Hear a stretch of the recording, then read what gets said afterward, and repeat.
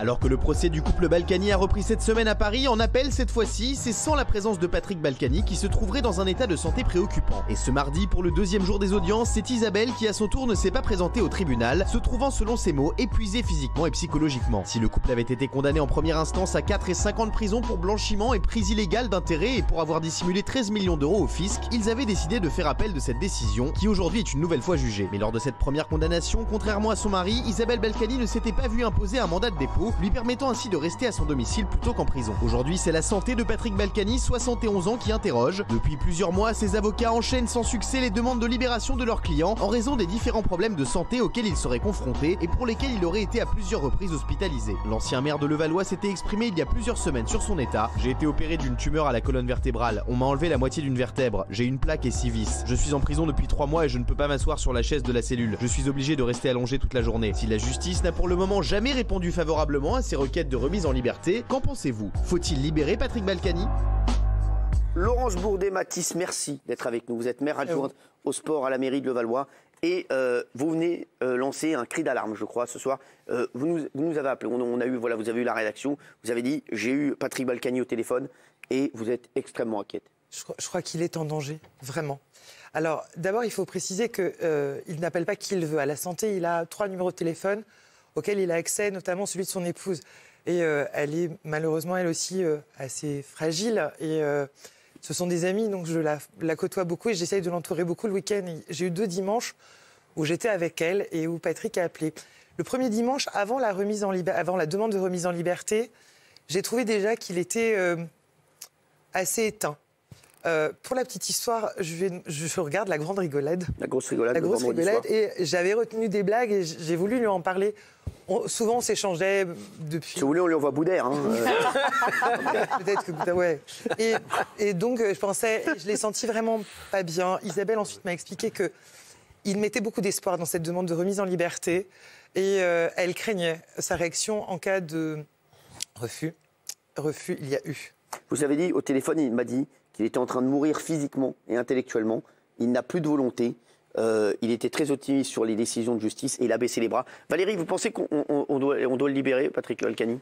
C'est injusticiable comme les autres. Donc effectivement, je pense qu'il n'est pas le seul qui est en prison dans des conditions peut-être difficiles et qui mériterait peut-être, parce qu'il n'a pas commis de crime de sang, qu'on prenne en compte son état de santé. Mais en même temps, on peut aussi entendre qu'on dirait pourquoi lui et pas un autre. Voyez, donc on est dans une situation un peu complexe.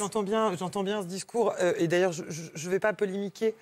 Juste, j'ai le dernier bilan de santé. Il fait 75 kilos. Il a perdu 30 kilos. Monsieur Castaldi en face de moi. Il était plus que vous. Ouais. Plus que vous, non. Non, j'essaye d'en rire. Avec comme j'aime, il a pris 25 kilos. Ouais.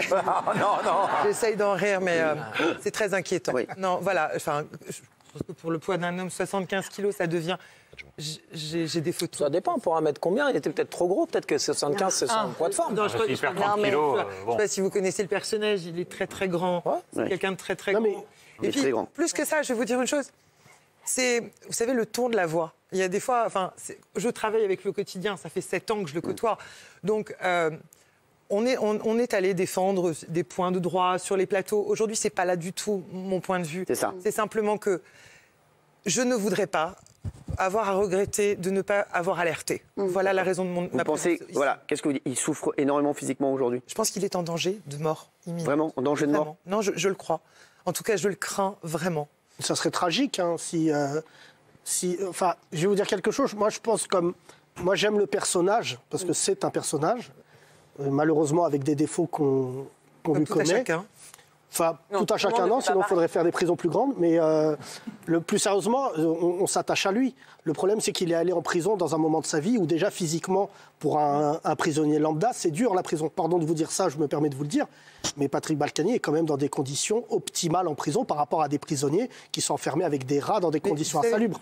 Mais moi, je peux comprendre que si là, maintenant, il meurt en prison, il ne faudra pas oublier quand même que ça sera une tragédie, ne serait-ce que pour lui et sa famille. Pour la France. Et, Une tragédie pour la France. On ne laisse pas mourir les gens en prison. Il y y a des médecins en France, il y a des médecins en prison. On peut pas penser que parce que c'est Balkany, c'est pas non plus. Il y a des médecins. Si ça va pas sa situation, on va pas laisser mourir Patrick Balkany dans sa prison. Et tu on va mesures le l'hospitaliser personnage que c'est. au même titre qu'un autre détenu. Sur les mairies, il y a marqué liberté, égalité, fraternité. Il y a marqué, c'est pas pareil pour tout le monde. C'est quoi votre... Moi, je vous dis, je pensais que c'était une blague, moi, quand on m'a dit il va venir ici parce qu'il faut laisser sortir. Alors on fait quoi? On le fait sortir et on l'invite dans tous les restaurants couscous d'Île-de-France pour qu'il reprenne du poids? C'est quoi la solution? Non, mais dites-nous ce que c'est. déjà. Non, mais c'est pas ça. C'est quoi la solution? Faut qu'il sorte. Dites-nous. Je pense qu'il y a des traitements quand même. Je pense que déjà, il a le droit de se faire soigner correctement. Je pense qu'il est régulièrement sorti de l'hôpital dans des fourgons, pas forcément dans des ambulances, à des rythmes effrénés, à Comme des les heures autres prisonniers. matinales très très tôt. Voilà, là aussi, entendons-nous, je ne vais pas mettre... Je vais vous dire une chose, pour n'importe quel autre détenu que je connaîtrais, je tiendrai le même discours.